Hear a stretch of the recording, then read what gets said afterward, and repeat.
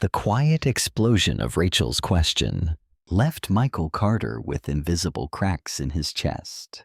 His CEO, Rachel Whitmore, a woman whose sharp mind was always softened by this unexpected, gentle humanity, had slowly become the one steady presence in his carefully controlled world. Michael, a senior analyst at a fast-growing Seattle tech firm, had built his entire life around control, a fortress, a shield against the chaos that once stole everything from him. He had learned how to survive, but he had never really learned how to live. Years earlier, his wife Hannah was taken by a distracted driver. Just like that, she was gone, and the silence she left behind felt like a life sentence. Grief dressed itself up as responsibility and led him to build walls so high, so thick, no one could get through. Dating felt like betrayal, not to Hannah, but to the memory of a pain he refused to ever risk feeling again. Rachel, though, she saw past the calm, efficient surface. She noticed the tiny flinches, the quick redirections, the solitary holidays he never explained. Her concern grew quietly, heavily, until it became a question she had been holding for a long time. It finally came one late afternoon. The city outside was dimming, the office almost empty. She asked, not as his CEO, but simply as another human being, "What stops you from dating, Michael?" He answered honestly. His voice stayed gentle, but the truth was brutal. He told her about a heart that had already learned what it felt like to lose everything. A lesson he wasn't sure it could survive twice. Love, he said, was the most beautiful risk he once knew how to take. Now, it felt impossible. Loyalty that somehow outlived death. Fear, quietly masquerading as devotion.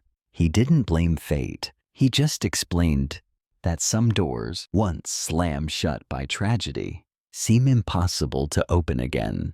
Without tearing the whole house down, the heartbreak in Rachel's eyes came instantly. Unguarded, raw.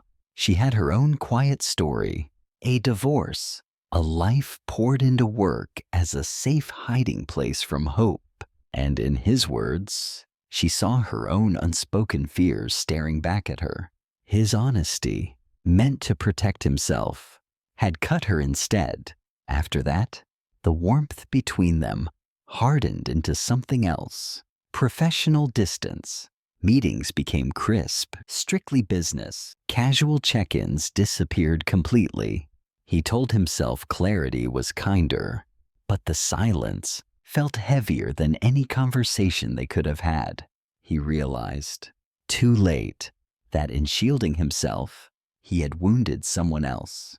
Weeks turned into months, and slowly, cracks began to appear in Michael's certainty. He kept replaying her expression, the courage it took to ask that question. He started wrestling with something new, the possibility that healing didn't mean forgetting, that loving again didn't erase the past. Grief had taught him how to survive, but maybe, just maybe, it had never taught him how to live. Change didn't arrive like a lightning bolt. It came in quiet, ordinary moments. A widower who spoke about finding joy again, without guilt. A stranger's simple smile that lingered longer than it should. He began to see it clearly. His fear wasn't loyalty. It was avoidance. Hannah's love had shaped him. It hadn't imprisoned him. Honoring her didn't mean he had to stay alone forever. One evening, alone in the office, looking out at the Seattle skyline, something inside his chest finally loosened. Companionship, for the first time in years, didn't feel like a threat. It felt like a continuation.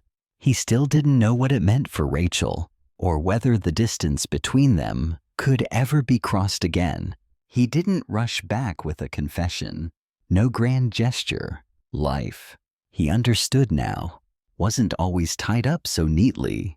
But he started saying yes. Yes to invitations. Yes to conversations. Yes to the small, terrifying possibility that his heart could expand instead of break. And in the quietest part of himself, he carried a fragile hope that one day, if their paths ever found each other again, he might answer that question differently, not with fear, but with faith